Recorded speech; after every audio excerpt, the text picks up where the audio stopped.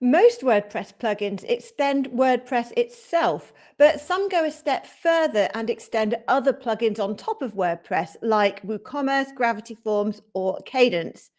So today, let's look at what it takes to succeed when your product is built on top of someone else's. We'll dig into how to stand out, stay compatible, and how to turn those dependencies into real opportunities.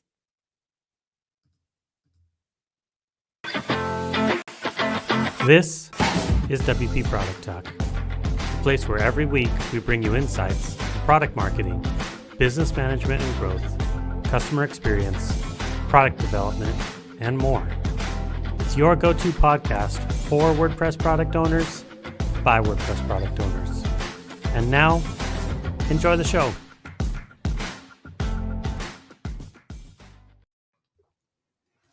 Hi, I'm Katie Keith from Barn 2. And I'm Zach Katz from Gravity Kit.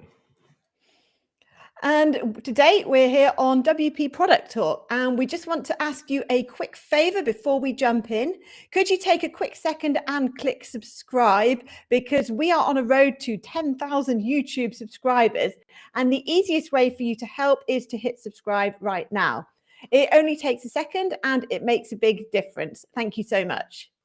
Yeah, thank you. And if we reach 10,000, I haven't cleared this with anybody. I will swear a lot if you want me to. Like that could be like a bonus for reaching 10,000. I can go into a swearing tirade.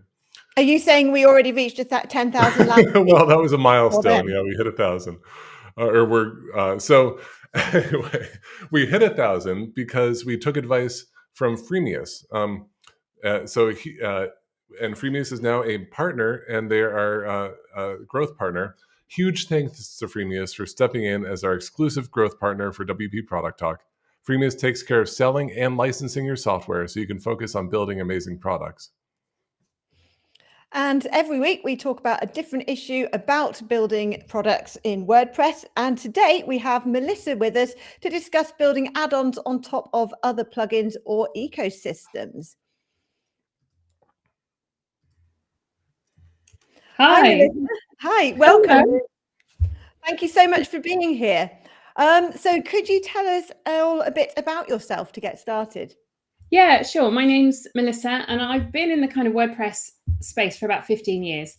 My company is called StyleCloud, and it's just kind of the latest in a long line of products which have been built on other people's ecosystems. So probably the thing I'm most known for is I was the first person to sell a third-party product for Divi, for the Divi theme. And it was, I don't know if you want to get into it now, but it's quite a wild ride. People were like, I can't believe you're selling something. Does Nick Roach know about this? And I had cleared it with him, and it kind of set the community kind of back then. And I guess it's a good 10 years ago now, on kind of a little bit on fire. There were people saying this is terrible and this is amazing. And, you know, it was one of those really divisive moments, but we were the first to do it. And being first is always an adventure, isn't it? When you're in trying to come up with something new. And then it's the rise of the page builder, and maybe, I don't like to say the fall of the page builder, has led me to Gutenberg and the block builder. And here I am with my kind of second iteration of being a product owner, this time, again, building on someone else's product. And this time around it's Kadence. So we've just had our second birthday at StyleCloud, and it's going really, really well. And I've certainly kind of been able to take lessons from the past forward into this current project. Nice. Well, congratulations on your second birthday. That's exciting. And we had a similar thing with Gravity View when we launched.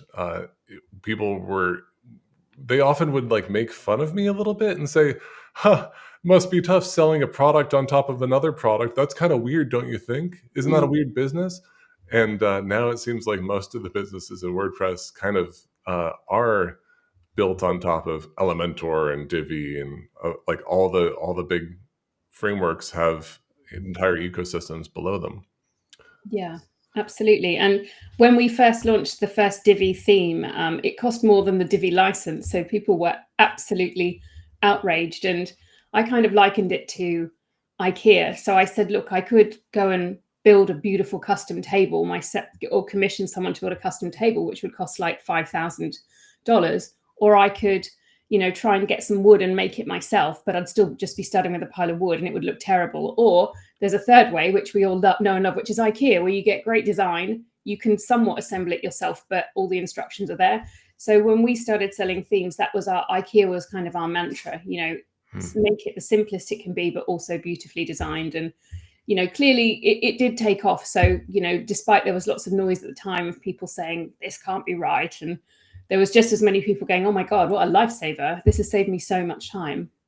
Right. Well, for those of you who are watching, if you have questions or comments, please leave them in the chat. We will answer them live. So please make sure to ask your questions in the comments. Yeah, so let's get into a bit of our experiences. This is a really interesting episode in terms of the three hosts, because Melissa builds add-ons for Kadence now and more Divi in the past, as you just said. I build add-ons for WooCommerce, and Zach builds add-ons for Gravity Forms. Between us, we've actually got some really relevant experience on this topic. So let's do our story time now. Melissa, can you go first and tell us more about your experiences of building add-ons for platforms such as Kadence? Well, every time that I've done this, and I also own a third plugin called SitePresser, which helps people package up Divi themes and Elementor themes. And for all of the different times I've done this, it's always been to meet a need myself. So when we were building Divi themes, we were wanting to just as an agency build faster, build quicker, and have a really good, and we also wanted to be more efficient and more profit driven. So instead of building custom sites, we wanted a product which we could sell, but also which we could use as part of our build process to accelerate it and make our kind of our agency building side more profitable. So that was the first time I thought, actually, plus there's also a need out there. My primary audience is photographers. And we kept hearing, I haven't got $5,000 to spend on a photography website, but also I tried to build it myself with a page builder and it looks terrible. And, we saw people asking for it and we responded to it. Again, and certainly we're still serving the photographer market, but we've moved to a different page builder with Kadence. But again, there was that need. And this again arose from our own team saying, for the millionth time, why do I keep building a 2-column layout with an image on the left and some text on the right when surely we can save all of this somewhere? So this is just kind of when the cloud-based sharing was coming about, and Layouts Cloud is another plugin that's kind of in my little stable of plugins. So I was used to that concept. So when Kadence brought out a cloud, I said, we're exclusively building with this now. Let's try this. It'll accelerate everything for the whole team. And as soon as we started loading in our favorite layouts and blocks, we were like, hang on, this is really good. Other people are going to want to do this. So, every single time for me, it's always been about if I'm feeling the genuine need for that product, then probably lots of other people are feeling that genuine need as well.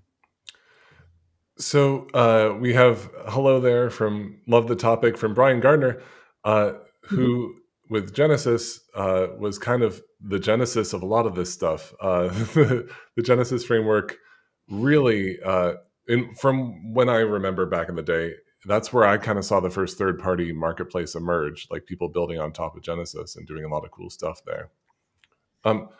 Melissa, while you were speaking, I was thinking, you were saying that adding on to Kadence is what you've been doing, and it requires a lot of development integration to make things smooth. And that could be a source of friction when you're building on top of another plugin, or it could be a source of ease, depending on the amount of developer hooks that they have, whether or not they're willing to listen to developer feedback if you encounter an issue integrating with them.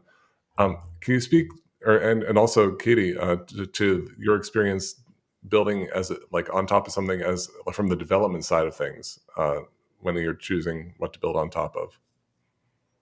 Do you want me to go for? Okay.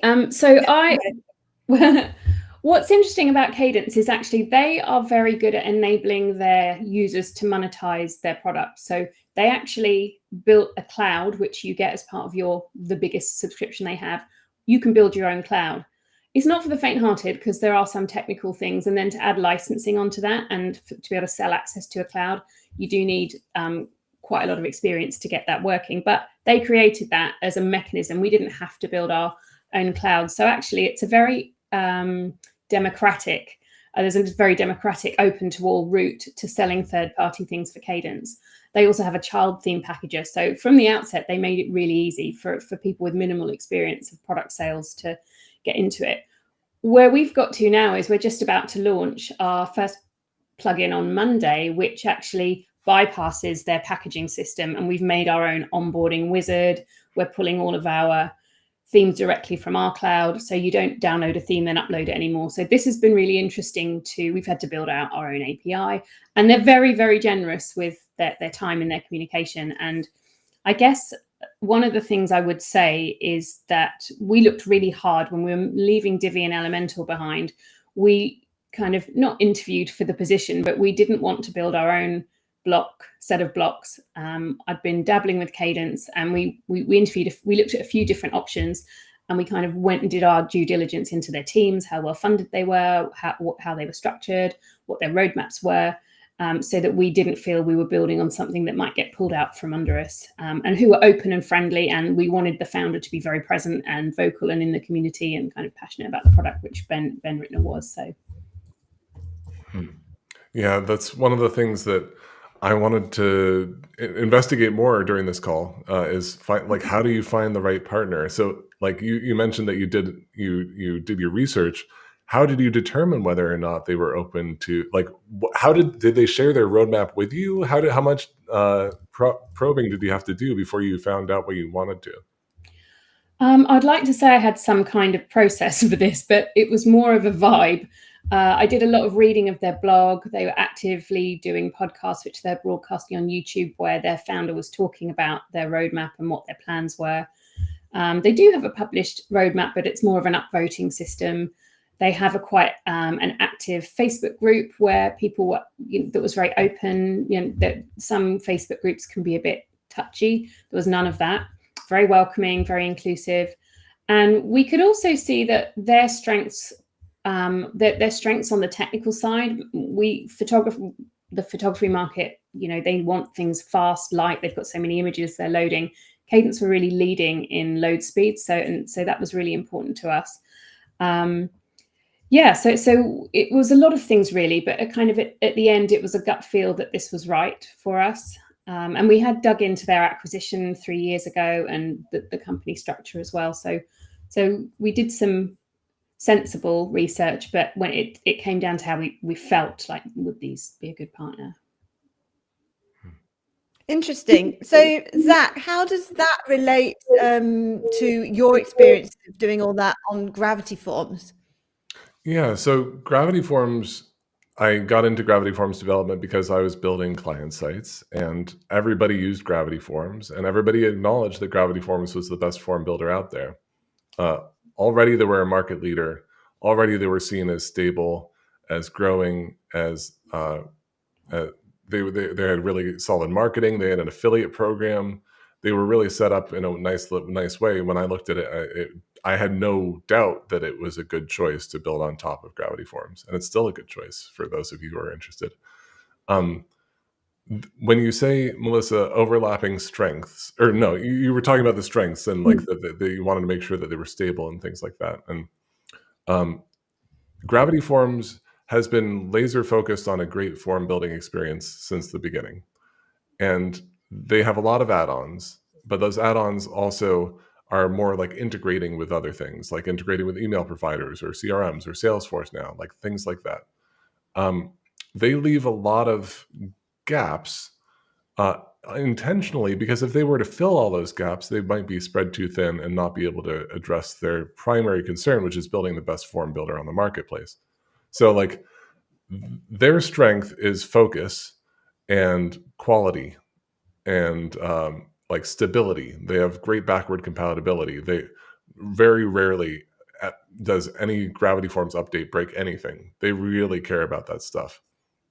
What that means, though, is that they don't necessarily build new into other ecosystems. Like they don't expand their functionality as much as somebody who builds more quickly, but not as stably. So that was an opportunity for me, for Gravity View, for Gravity Kit.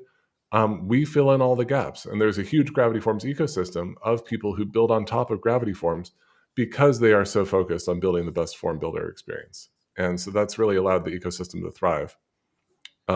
They started a certified developer program, I don't know, about 7 years ago now, it feels like, where we are one of the certified developers. That gives us a shared Slack channel, GitHub repo access, which was one of the things that we really wanted, was to have the ability to see directly what changes they're making to their code, so we have access ahead of time before they release it to the public, and make sure that our own plugins work with theirs. And advance information into the roadmap a little bit, so that we understand more what's coming down the pipe, and we can understand how we need to adjust our products to fit their upcoming roadmap. So they've been a great partner, and it's been one that has worked nicely, as opposed to before GravityKit, I had another plugin called IDX Plus, which was to overwrite somebody's API responses dynamically using the WordPress filters to tap into API responses and modify the HTML and output it. That was a mess. So finding a stable platform that has developer hooks is starting point for anybody. If you're looking into building on top of a plugin, if they don't have a developer ethos, where they have hooks that are available for you to modify their functionality, move on. If they don't already care about that stuff, they are not going to care about it suddenly because you want to enhance their code. That's my biggest advice so far. So that's my experience with Gravity Forms. They've promoted us in their add-on browser. They have a first party and a third party tab. If you go to their forms menu and you click on add-ons, they'll show you their first party tabs. They have a third party tab where they have all the certified developer add-ons. We do get some sales from there, which is great. They promote us in their Black Friday promotional emails. They have an email or two dedicated to the certified developers. They mention us on their website. That's all really nice to have as well. It's not earth-shattering in terms of the amount of revenue that it generates, but it shows not only their customers, but also shows us how much that we are valued to them. So that's a really nice relationship to have. How about you, Katie? It seems like the WooCommerce experience is different than that. Yes, it is. So it was interesting what Melissa was saying about choosing a company to build on top of and doing your research, because as I suppose more like your experience, that WooCommerce is so huge that we just knew it had a big market, and we knew it, and we'd been using its extensions from other companies for years, so we didn't need to research it in that sense. We just knew that because it had such a big share of the global e-commerce market, there was going to be a good market for our plugins, and so that was really interesting, and that's proved to be true. For example, we have some plugins where we have a WooCommerce plugin, for example, WooCommerce protected categories, and we have a generic version, password protected categories. And I remember when we launched password protected categories in about 2017, I said to my husband, Andy, I am confident that we will get 10 times more sales of the generic one than the WooCommerce one because it has such a wider market. Well, no, not true at all. The WooCommerce one has had way, way, way more sales than the generic one. And I think that is because, well, Woo is huge, although not as big as WordPress generally, but WooCommerce stores earn money for their users. So it has a much higher proportion of people that have some budgets for plugins, whereas a generic WordPress site might be from a hobbyist or a blogger or something, may not be monetized. So it was really interesting to have two plugins, one Woo, one not, and to see that the Woo one sold. So that validated our theory that that was a good way to find plugins that you would be monetized. But I was really interested in what you were both saying about the partnership side of having add-ons, because we haven't consistently had that with Woo. When we started, we didn't build any relationship with them at all. We didn't get any promotion from them. We were just building on top of a giant, basically. So we were doing our own independent marketing. We were selling independently. We didn't need them directly in order to get sales. And they do have a marketplace which we could be on, and we're not, because by the time they improve their marketplace, I think it's probably fine to go on now, but like 5 years ago it wasn't very good. The terms were restrictive and they took a lot of commission, which they don't anymore. So we were so kind of established by the time they made those changes that we didn't need it. So as a result, we don't get things like exposure in their Black Friday emails and all of that. Although actually Woo have improved a lot the last few years. For example, they now have some very good developer advocates and other people there that have a very open and community focused approach. And in terms of development, that we have had issues, well, we still have issues with extensibility. If our co-host Ian was on now, he would be saying the same. There are certain new features like the new checkout blocks that are very, very difficult or impossible to extend in the ways we need for our plugins. And that's frustrating, but at least they do listen to feedback, and there is a point of discussion now, which there didn't really used to be. You made a great point, Katie, about that you knew that there was a market of people who would pay for things because it makes people money and people are already paying for things. And that was one of the really interesting parts about building on top of Gravity Forms, is that Gravity Forms is and has always been a paid-only plugin. There was no freemium model. There was no free plugin ever. And so I knew, it's like I likened it to iOS and Android, that iOS and Android have equal market share, or like Android is much bigger than iOS in most parts of the world. But the actual revenue generation, iOS is the market for people trying to build apps because the customer base is willing to pay. So Gravity Forms, I knew it was proven that the people who use Gravity Forms are willing to pay for something. And that is a consideration when you're looking at building on top of something. Is the customer base of that something willing to pay for what you're considering to sell? Yeah, we noticed when we started looking at Kadence is what a large amount of installs there were of the free products, of the free plugin and the free theme. So we had to make a decision. Do we build everything we're going to build to be 100% compatible with the free products? Or, because in the past, we'd always built for Elementor and Divi, which, are paid.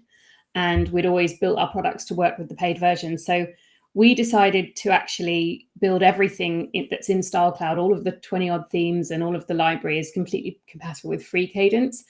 So now we're at the point where we're actually building in little features where there's some overlap with the paid product, but we're trying to be toe that line of being respectful and not duplicating free, pro features because we have a great relationship with them. So it's interesting. We've opened up a much bigger market, and a lot of people feel because of our product, actually, they don't need to upgrade, but we're also one of their biggest affiliates. So it's such an interesting kind of tightrope to walk, to not bite the hand that feeds you, but also, get access to the biggest potential market you can by being compatible with their free version. So I still don't know the answer to any of that. We're just on that journey now to try and do the right thing, but also carry on having growth.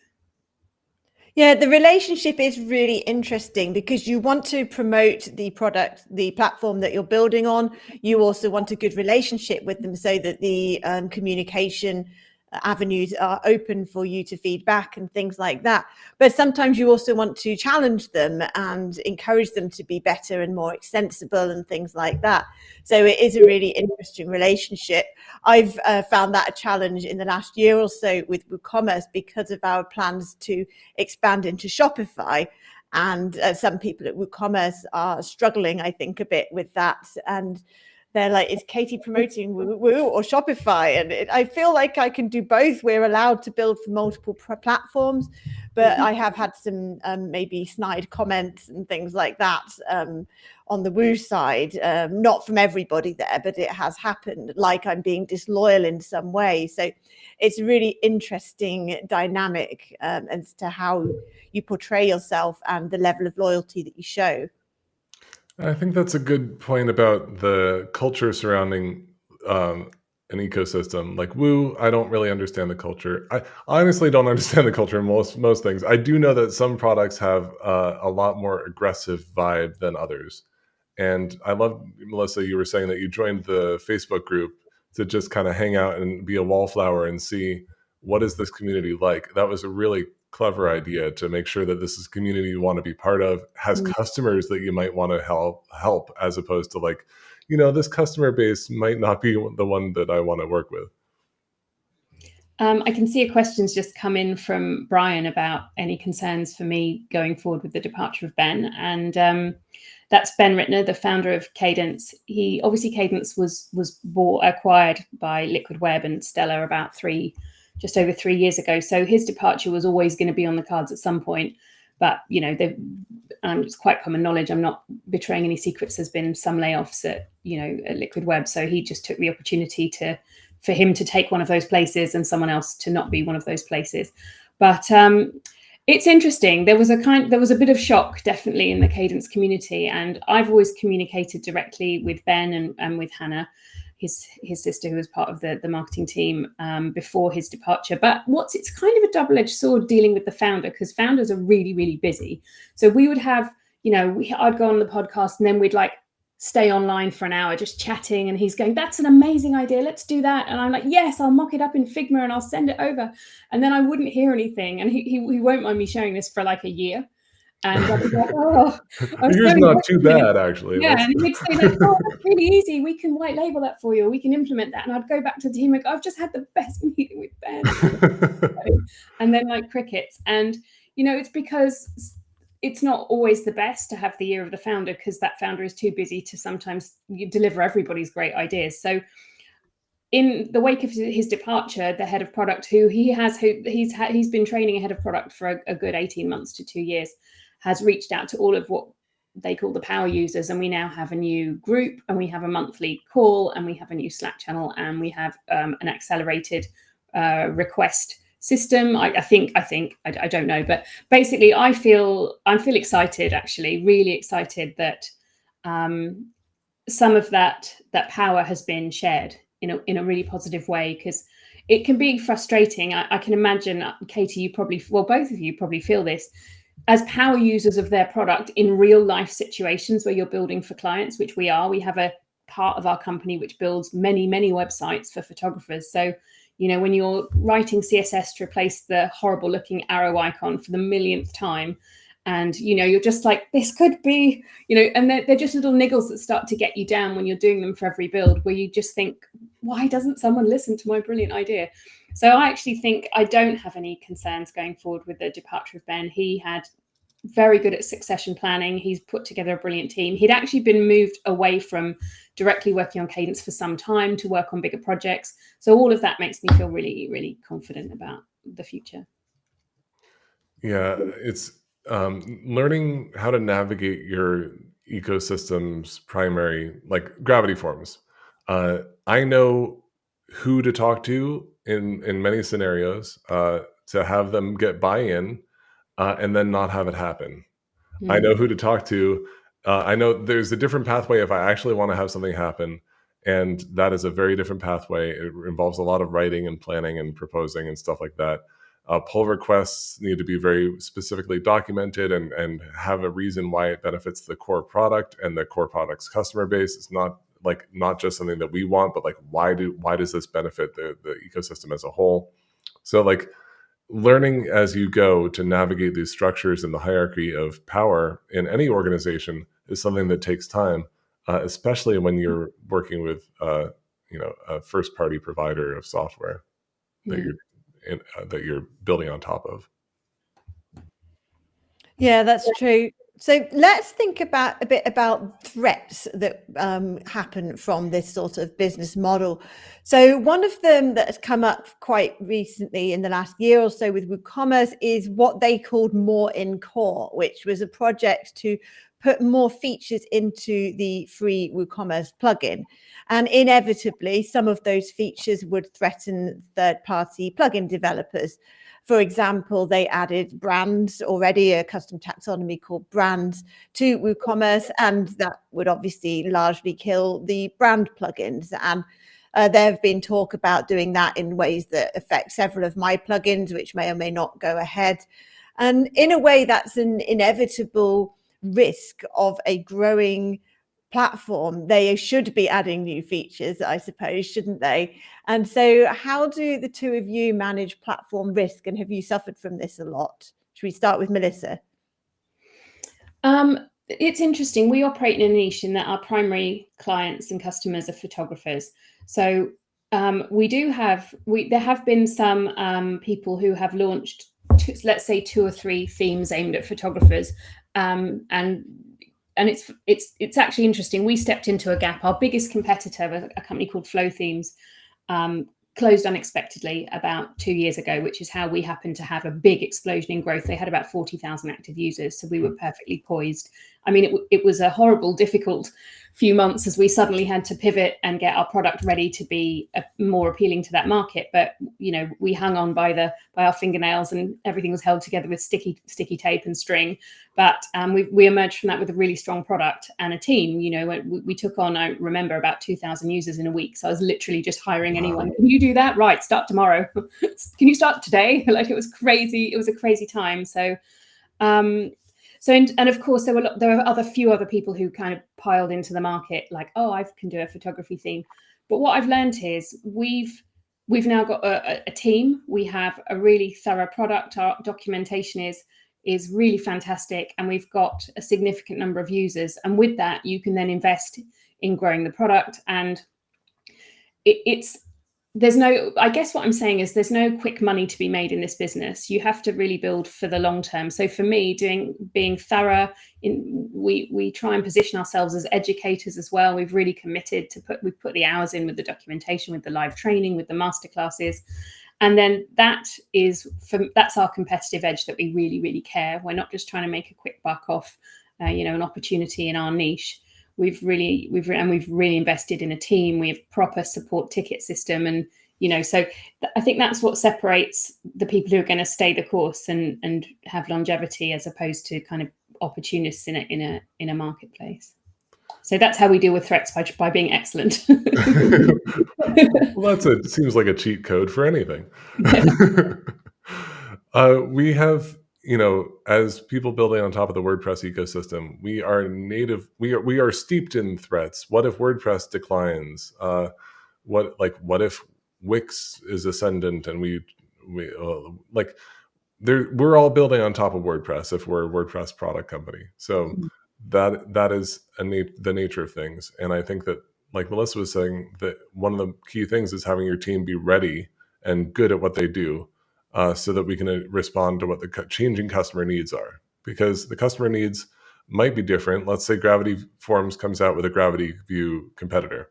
Well, Gravity View better be better in every single way so that we can continue to justify our existence. So I think that that's really the attitude that you enter when you enter any product company. When you launch any business, it's how are we going to stay ahead of the competition? And that question remains relevant whether or not you have like a declining ecosystem or whatever. It's always the focus of any business, is staying ahead of the curve. And if you relax at all, you are going to fail, regardless of whether or not your ecosystem is growing. Yeah. And we have a comment about that from Stephanie Hudson, who says, yes, quote, we deal with threats by being excellent. Strong arm emoji, goat emoji. In fact, that's actually what WooCommerce encourages in terms of features.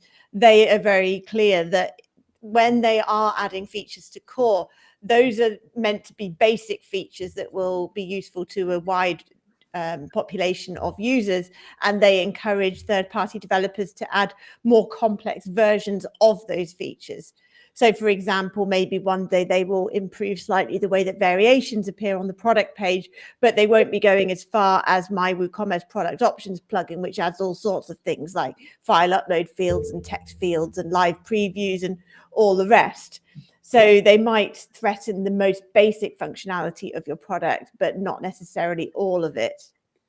Yeah, and they're a business too, right? They're responding to their own threats. And I told Carl and the Gravity Forms team, I said, listen, if you need to step on some toes to remain excellent, step on some toes. We don't exist as second party developers. We don't exist unless you succeed and thrive. So like, please continue to do what you feel is best for the business, and we'll adapt. I don't want them to come out with a competing product, but if they do, we'll have to adapt, and it'll be fine if that's what they feel is necessary for their own business.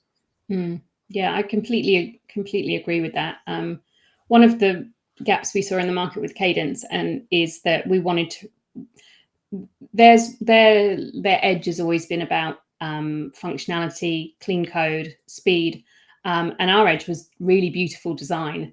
But that doesn't mean I don't want them to significantly improve their UX and their kind of UI, because that helps everyone. And so we've often said we'd love to work all of us together. Wouldn't that be great to take things forward? And I don't know how often that happens in the WordPress space, where you can truly collaborate with the person you've built a product on top of. But it's something we're pushing for, and maybe we'll succeed. Yeah, so that kind of makes me think of the question of exit strategies when you're building a product on top of another product. I feel like one of the only potential people that would buy a Gravity Forms company, like a company built on top of Gravity Forms, would be Gravity Forms themselves. They don't really do acquisitions much, though. So I wonder how, when you're planning to build on top of a company, are you thinking, Melissa, for example, were you thinking maybe Kadence is an acquirer potentially? Well, I'd be lying if I said that I hadn't thought about that, because I'm definitely I don't want to be working this hard in 5 years time, but I just don't know. We might be too niche, because at the moment we're photography focused. What our plan is to duplicate what we've done in several niches, and then potentially we're a much more interesting acquisition. Yeah, I would challenge, I think, the idea that only the company that you're building for would want to acquire you, because if you're a robust, successful business with good margins and all the things that acquirers look for, why wouldn't they? For example, there's lots of companies that might want a WooCommerce shop. Stella acquired Iconic WP, of course. I've noticed that Awesome Motive don't actually have much presence in the WooCommerce space, which seems to be a gap. So I'm not saying I'm looking at selling to anybody. I mean, she's not wrong. Yeah, but that is a gap for them. So I don't see why you would only sell to that one company. That's a good point. It is a concern that, like, I got a valuation years ago. Just everybody in my mastermind was doing valuations. I was like, all right, well, what are we talking about here? And I reached out to the company who was doing it, and they said, okay, so you're not only built on WordPress, you're built on another product. So outside of the WordPress space, maybe it's an area of concern, but maybe inside WordPress, where people actually know how things work and that things are okay, maybe it doesn't actually matter.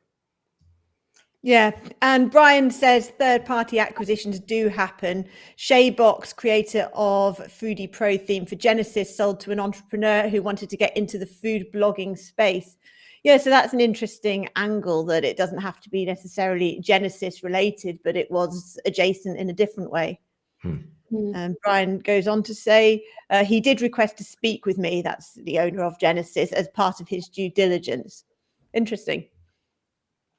Yeah, and I think with acquisitions as well, it comes to the point where you've built something that's so significant, either in terms of the volume of the extent, how extensive your library of themes is, or whatever, or how complex the number of plugins you own is, that the cost of the parent company building that themselves versus Right. just acquiring you becomes actually a bit of a no-brainer. So, but it depends Yeah. whether that's on their roadmap or their list of priorities. So, And for those of you who are interested in acquisition conversations, WP Product Talk, we have talked about acquisitions in the past. So make sure to search our channel for other videos about acquisitions. Now let's go to a question from Andrew Palmer from Atterim, which is for Melissa. He says, I think with the ever-changing and innovations happening in WordPress, it's a challenge for anyone. What and how does Melissa think things will be in, say, 2 years' time? What's your future prediction? Well, hi, Andrew, an old buddy of mine. We've had many a conversation along these lines, but I think the what's going to happen in WordPress, and I'm calling it the Canva effect. And I don't know whether you watch much of what Jamie Marsland talks about on YouTube and the kind of topics he covers, but I think WordPress is going to have to, I think there's going to be a rapid development with the kind of way that WordPress works fundamentally on the front end if we're going to secure those people who are going to build their own websites, if it's going to compete with the likes of Squarespace and Wix. So, and Canva itself is quite the threat. People love building in Canva. So I think in 2 years' time, there will be some solutions where on the front end, it truly is drag and drop. It's not grid focused, it's not block focused, but you're going to be kind of freed from the grid. So that, and this is almost like, oh, this is my dream. So I'm just putting it out there that's the direction I'd love to see. I'd love to see, I think there's going to be some streamlining of the WordPress dashboard, because it is, for some reason, it hasn't been touched in forever. It's still needlessly intimidating with strange names for things that your average newbie isn't going to know what they are. So I think it's going to have to become more beginner user friendly. So random prediction, but that's what I'm feeling. Yeah, I think that sounds reasonable. The new admin, I think, is going to be an opportunity, and they are working on a new admin design. I'm not sure what the current status of it is, but it looks great. Yeah. It's more like the site editor feel. I think that will kind of usher in a new era of WordPress, and because it will look so different, it will feel different, and it will feel different enough that it might spur some different concepts. So before we move on to our best advice, let's talk about whether conceptually, I suppose, having an add-ons business that's building on top of a platform that's on top of WordPress is inherently more risky than a normal WordPress plugin. And I say that because our co-host, Matt Cromwell, is often very negative about the add-ons model. And he feels come that on, Matt. Matt is often wrong, and he's wrong in this case as well. Oh, yes. He feels that people like the three of us are outliers in finding success building on top of somebody else's product, whereas he would much rather have a product like GiveWP, say, which is just built on top of WordPress, but it's an ecosystem in itself. So what do the two of you think about that? We'll start with Zach this time. Well, GiveWP was a fork of Easy Digital Downloads.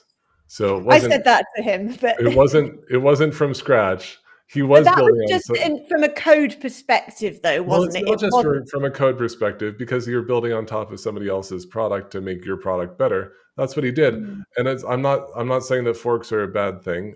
I think that was a brilliant thing to really focus on a market and do better for that target customer base.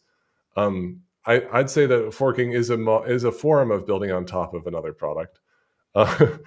In terms of Gravity Forms and Gravity Kit, I don't see why addressing the 20% that the parent company isn't addressing in the 80-20 rule. I don't see where the 20% of a big ecosystem and filling those needs is a problem. I think it's a great opportunity. You have a big carnivore eating 20%, like 80% of a kill, and they're leaving 20% of the meat for you. Like, what, you're gonna leave that meat to rot? No, take the meat, serve the customer. They want your product. They're asking for your product. It makes tons of sense. You get to benefit from the ecosystem that Gravity Forms, in my case, has built up, and their marketing engine.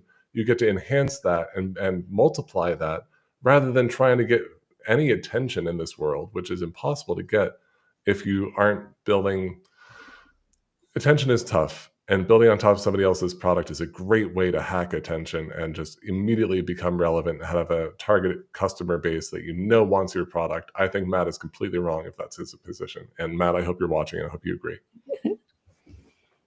I would agree with you, and this is such an interesting topic. We haven't really touched on it yet, but this building on top of someone else's thing on top of another thing can give you a bit of imposter syndrome. Like, oh, is this a real thing? Yeah. Like, am I just riding off the back of someone else? Do I have any? Am I excellent? Is my team excellent, or are we just all imposters? Yeah, it's a good question. Yeah, Melissa. But I think a need is a need, right? A gap is a gap. And if it's something that you're feeling as a power user, you have to be a power user of that product, like you were, Zach and Katie. I know you were building websites before Barn 2, and you become, if that thing is annoying you, it's annoying many, many other people. If it's significant if it has a significant user base.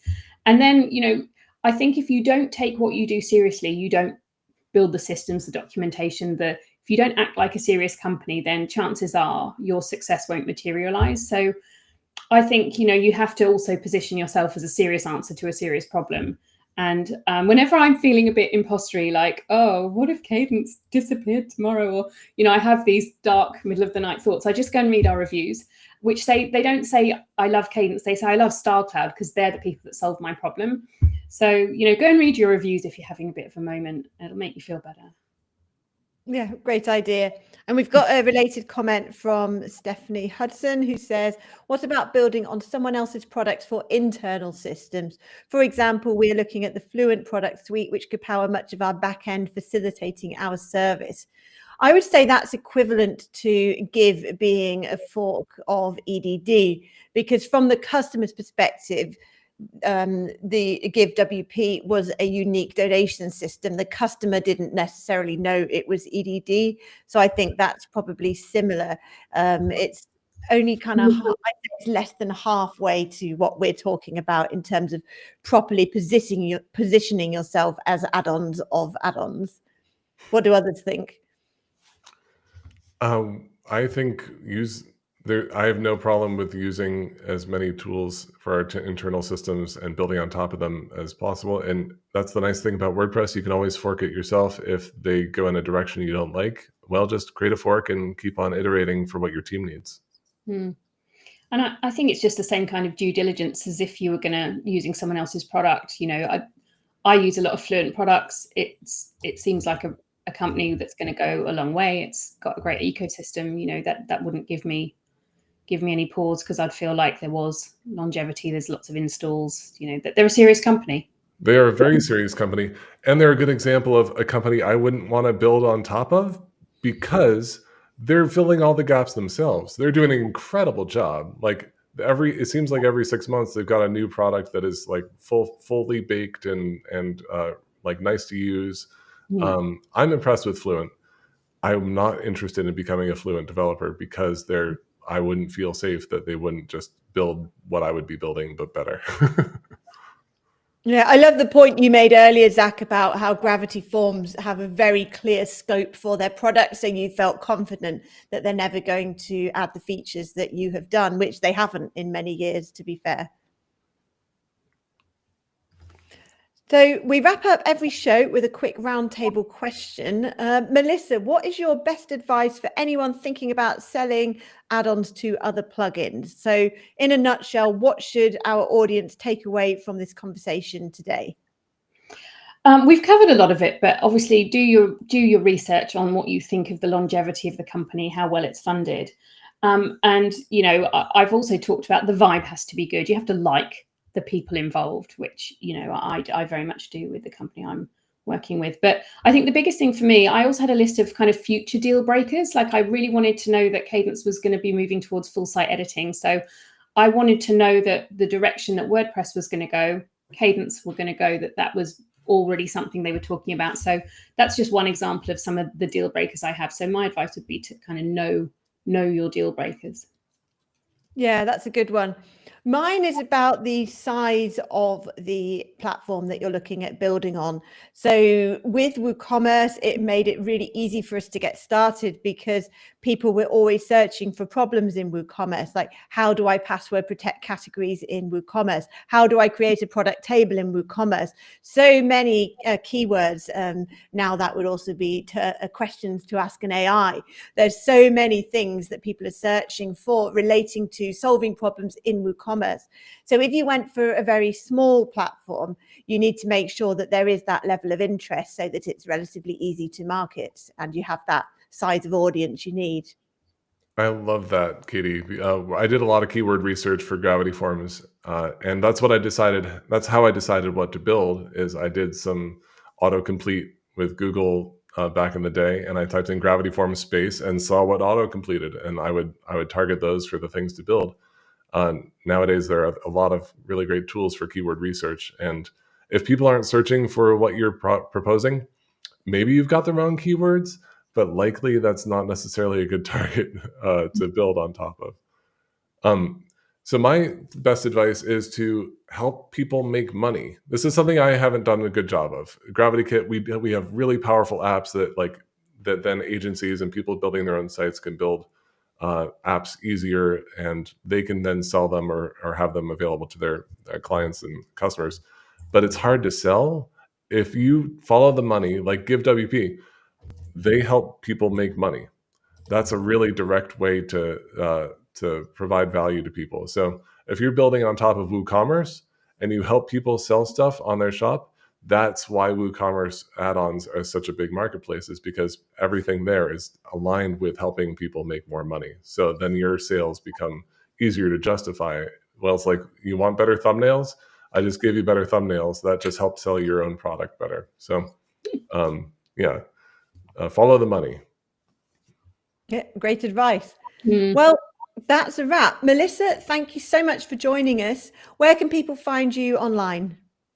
We're at stylecloud.co, and we also have a StyleCloud community on Facebook where we nerd out about all things WordPress. So come and join us. So if you're enjoying these shows, do us a favor and hit that subscribe button on YouTube. It's literally the freest, easiest way you can support our work. And special thanks to Freemius again.